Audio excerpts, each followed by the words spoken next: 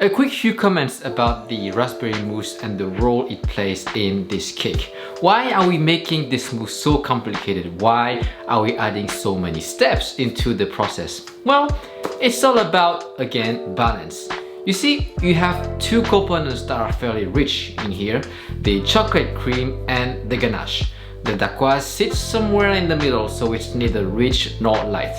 Now, when you cut one slice, everything should be balanced. Your guest should be able to finish that slice and to be wanting more. If they are full after one single slice, chances are that your cake might be a bit too rich. To achieve that, the raspberry mousse, which takes the most volume into this cake, must be light and bring balance.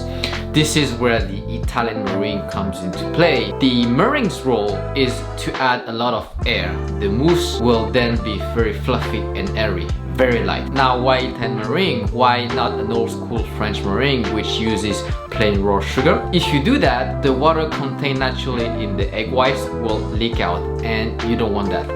The Italian meringue doesn't have this issue because the syrup actually cooks the egg whites partially. But this comes with one downside. The Italian meringue is very compact and very dense.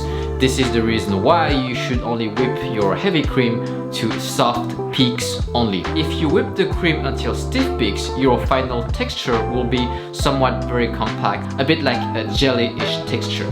You want your mousse to have a soft mouthfeel. Finally, because the raspberries are diluted into a whipped cream and a meringue, the addition of the lemon juice will bring a tangy taste back into the game, which in turn will bring a good overall balance to the dark chocolate. That's it for today, guys. As usual, if you have any questions, feel free to leave it in the comment section below. Until next time, bon appétit and